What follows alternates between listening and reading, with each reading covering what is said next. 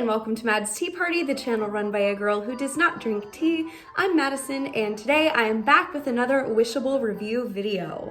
It's been a while since I've been able to do a Wishable review instead of Wishable unboxing, but this set finally was released in Disney World on release day, so I was able to go and get these to show you guys, and I'm so excited to talk about this set. This month's Wishable collection was the Ultimate Princess Celebration set, which I have an issue with at a core level because, again, I said this last month with the Lion King series, it's not Disney park related, and Wishables are supposed to be Disney park specific toys, and if they're not, it destroys the worth of the product. So I will say that this line was very sloppy. I think it would have been easy just to call it like a Festival of Fantasy set or something.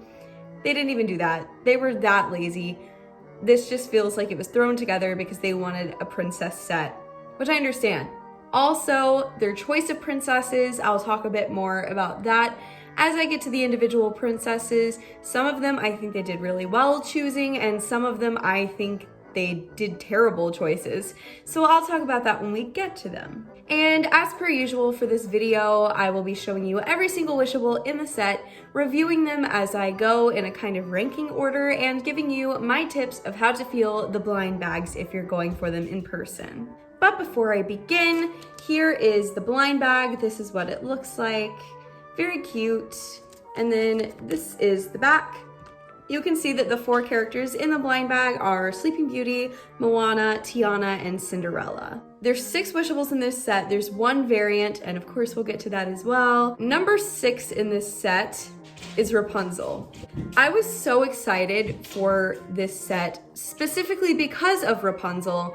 I love Rapunzel, I love her aesthetic, and I think that she's one of the more like adorable princesses, one that you could easily turn into a Wishable, but she just looks so weird. And Wishables have this problem where they don't usually do well with human characters. Usually they're better with animals or objects. Humans are usually not the best looking Wishables, and that carries over to this set big time.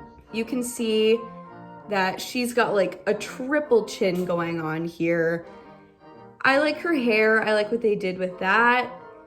I like what they did with her dress and stuff. I just think that for as adorable as Rapunzel is supposed to be, she's not. And look at the tag here. She's so cute on this tag, and then in person, she's just not cute. So that's why Rapunzel's my number 6. So I'm disappointed that she's this low because I love Rapunzel, and I wanted her to be my number 1 since she's the open edition. You don't need to feel a blind bag for her, but she's just not. All right, number 5 is Moana. The reason that she's number 5 is for a couple of things. Number 1, her hair looks terrible. Moana has very textured, like fluffy hair, and this Wishable just doesn't convey that. She looks like she got her hair straightened and slicked back. Doesn't look like Moana. Otherwise though, she's fabulous. I love her outfit. I love what they did with the Wishable in general. She's very cute, but I don't like her hair at all. Also, I will say, I was hoping that they would save Moana to have her own set in the future because they are opening the Journey of Water in Epcot, and that would have been a good way to kind of promote that attraction when it opens up. But I guess they don't want Moana to have her own set. Rude. So I think she was a poor choice for this set, to be honest with you, just because I think she could have gotten her own in the future. And also her hair's ugly and they should have fixed that. I don't know why they decided that was a good idea. But yeah, Moana's number 5. Number 4 is Pink Aurora. Aurora is the variant, her other one is the blue dress, and the main reason that she's number 4 is because look at her face. She just looks kind of deformed, and I like the blue one better. I love Aurora so much, so of course I'm gonna be picky with whatever they do with her because she's one of my favorite princesses. I will say though, Aurora was one princess that I feel like should have been in this set. She absolutely deserved it. If they were gonna choose princesses for this set, Aurora would have been my first choice, and her being the variant would have also been on my list. So I'm so glad that they did that. Number 3 is Tiana. Again, Tiana has the same issue with Moana, which I wish that they would have waited to give her her very own set whenever they redo Splash Mountain. I have a whole video about that, so if you want to see that, it'll be up here somewhere. Give Tiana her own set. Now you can't do that because you wasted your one Tiana on this generic princess set when you could have given her an entire set of just her. She deserves it. I love Tiana. She's one of my favorite princesses. I love her so much, and I feel like that's just a disservice to her. With that said though, her Wishable is absolutely fantastic. She's beautiful. The detail on her is fabulous, and she has her little crown, which I love, and I love how she's going, like, I love this Wishable. She's so cute, and I'm so glad that I got Tiana. This was one that I looked at this set and I was like, I want Tiana. She's adorable. So I'm so glad that I got her. Number 2 is Cinderella. And this is another one that I was like, if Cinderella's not in this set, what are they doing? But they did not disappoint. Look at her. She's adorable. She's so Cinderella. I like what they did with her hair. It's very creative, I think, and it works. It's effective. And she's really cute, and I don't know why. Like, I'm not a huge Cinderella fan, but this Wishable just makes me so happy and so nostalgic for some reason. I just love her, and I'm so glad that they included her. She's just so cute. And number 1 is Blue Aurora. She has the same issues that Pink Aurora had, but God, I just love Aurora. And I love any merchandise that has her in her blue dress because that's what she wears for most of the movie. So any merch that has her in her actual movie dress, I appreciate. And I love that she has her little crown, and she's just so cute. I like the detail on her hair. I love Aurora. I love Sleeping Beauty, and thank you for coming to my TED Talk.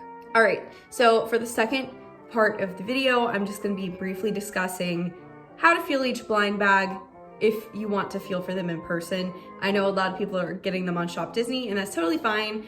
I usually play the game where I get them and I try to guess what it is before I open, so even if you wanna do that, here's how you're gonna feel them. This set was not nearly as difficult as I thought it was going to be. It wasn't nearly as difficult to feel for as, say, the Incredibles set a few months back. That one was impossible. And it wasn't the easiest set I've ever felt for. I've definitely felt blind bags that were a lot easier to determine what was what. But this month was not bad. I would say it was like medium difficulty. Moana is the easiest one to feel for. If you feel legs, it's Moana. She's the only one that has legs instead of the bell-shaped skirt. So if you feel legs, it is Moana. Aurora was the hardest for me to find. I actually had to stand in World of Disney for several minutes, feeling tons and tons of blind bags, hoping that I would find Aurora. The biggest thing that clued me in to whether or not it was Aurora or someone else was honestly her hair.